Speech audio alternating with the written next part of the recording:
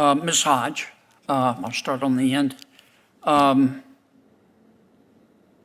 believe you have written, and I want to quote, "The root cause of the killing of black people in America is systemic racism." Did you say that?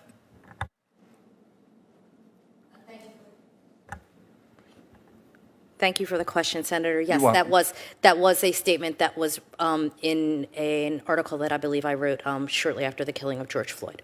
Right. And you believe that the root cause of black-on-black crime in America is systemic racism? Thank you for that question, Senator. I will You're say, welcome. I'm going to clarify. In that writing and in that quote, the quote is accurate. I would revise it to say that it's one of the root causes. And to your point about black-on-black crime or crime in the country generally, any crime, there are many causes as to why people engage in criminal activity. Okay. You also have advocated, quote, reallocating police funding. What do you mean by that? In that, I believe in a different, or maybe the same article or something else that It was I the had same written. one. Same article. I believe I listed a number of things that have been proposed and I believe were being considered by Congress in following George Floyd in Right. terms What do you think? How do you think we should reallocate police funding? Well, I will clarify that I wasn't advocating for the reallocation. That was one of the things that was listed, but I believe I that. think you were, actually. Your quote is you advocated for, quote, reallocating police funding, and I'm just asking what you have in mind. Well, Senator, it has been some time, so I will say that I may not be recalling the entirety of the statement correctly. I thought I had listed it as one of the things that was proposed, but to your question, I believe that when a body such as Congress has the ability to make that consideration. No, I'm asking what you think, how you think we should reallocate police funding.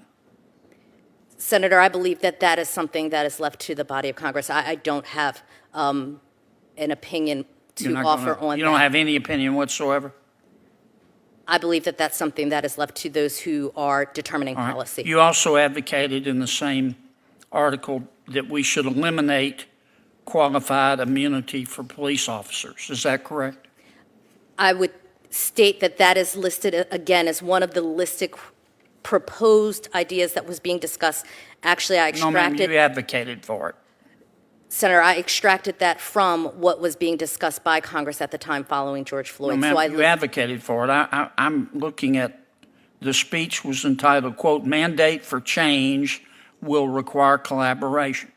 And you advocated eliminating qualified immunity for police officers. And I'm just asking you, did you advocate for it? And if so, do you still have that position? Senator, thank you for the question. I did not advocate for the elimination of qualified immunity, and qualified immunity is a doctrine within which has been recognized by the court, and if I were so fortunate to be confirmed, I would abide by the Supreme Court precedent and apply the law as it is stated. Okay, so you deny advocating for it?